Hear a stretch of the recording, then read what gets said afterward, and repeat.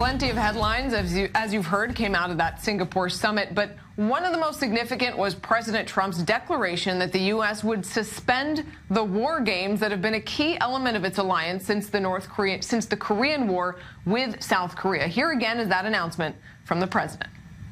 We will be stopping the war games, which will save us a tremendous amount of money, unless and until we see that the future negotiation is not going along like it should.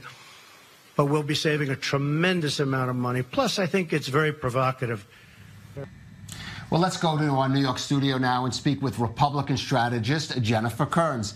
Jennifer, let me ask you, President Trump, as we just heard, declaring that he's going to suspend indefinitely these war games with South Korea. That is a concession to the North Korea. In the meantime, at the summit, North Korea just making promises. Did President Trump give a little too much away? You're among those who have praised his deal-making prowess. What do you say to that? Well, I think this deal was just about the best deal that the United States, South Korea, Japan, China, and the many other stakeholders could have gotten. And I think what happened here is the old Reagan-esque, the old Ronald Reagan saying, you've got to make them see the light or make them feel the heat. And what I mean by that is I think Kim Jong-un is a young enough leader that he saw the light. He saw that he's still young enough to make a change there, that he was perhaps the right generation to do so, and that his country and he could benefit greatly from this in wealth, in development, in economic development, and so forth. But look, the military option is not completely off the table. What we know about President Trump is he also adopts President Ronald Reagan's theory of peace through strength. So we've looked at how he's negotiated just this past year alone. He's taken a very tough approach. As Secretary of State Mike Pompeo said, they applied maximum pressure to get to this point as well.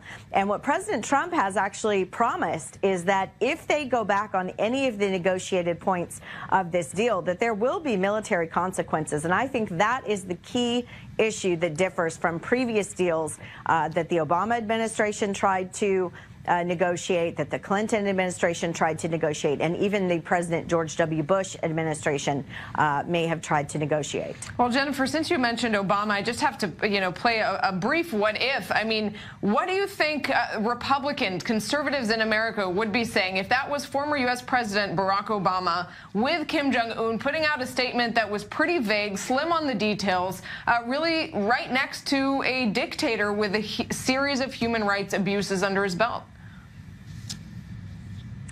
Well, look, what I know is that the White House has told us that details of this framework will be coming out in the next few days, and it will be very well detailed.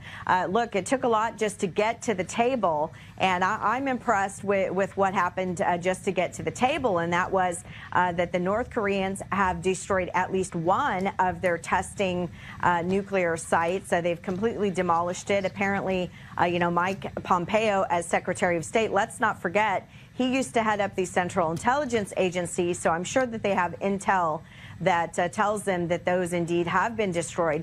And look, I don't think that the White House here under the Trump administration is going to play the role of the fool. I think they have many constructs in this deal that will be very strict on trusting them, but verifying that what they've committed to will happen. And that's how this really differs from the Iran deal. You had the Obama administration literally delivering bags of money by the pallet load to Iran before any agreements were made, before any promises were delivered on. And I think that's what's different here. North Korea has some skin in the game. They've already had a change in their military regime as well. So they've put some things on the table that I think Jennifer, it's certainly early, I think, to be calling this a deal of any kind. At this point, it's just sort of a paper with a joint statement with a lot of big hopes and dreams at this point. I want to hear a little bit more about that human rights issue because President Trump was asked about that in an interview with ABC today after that summit. Here's what the president had to say on whether he was downplaying Kim Jong-un's brutal human rights record. Watch. I met him, I've spoken with him, and I've met him, and this was, as you know, started very early, and it's been very intense. I think that he really wants to do a great job for North Korea. I think he wants to denuke. It's very important. Without that, there's nothing to discuss. That was on the table at the beginning, and you see a total denuclearization of North Korea is so important, and he wants to do the right thing. Now, with all of that being said, I can't talk about, it doesn't matter. We're starting from scratch. We're starting right now. I have to ask you, Jennifer, when the Obama administration made its outreach to Cuba, Republicans, conservatives criticized it for, in a sense, what they said were downplaying the human rights abuses of the Castro regime. Here, President Trump says we're starting from scratch. But did he go overboard in ignoring the dreadful human rights record that North Korea has had and under Kim Jong-un? Yes, well, here's the difference between the two. In the lead up to these negotiations with North Korea, President Trump actually has spoken at length about Otto Warmbier, the prisoner that was returned to the U.S. just in time for him to die. He's met with Otto's parents. And I think what you see here is President Trump wanting to avoid future cases of the next Otto Warmbier. And here's how it differs from Cuba.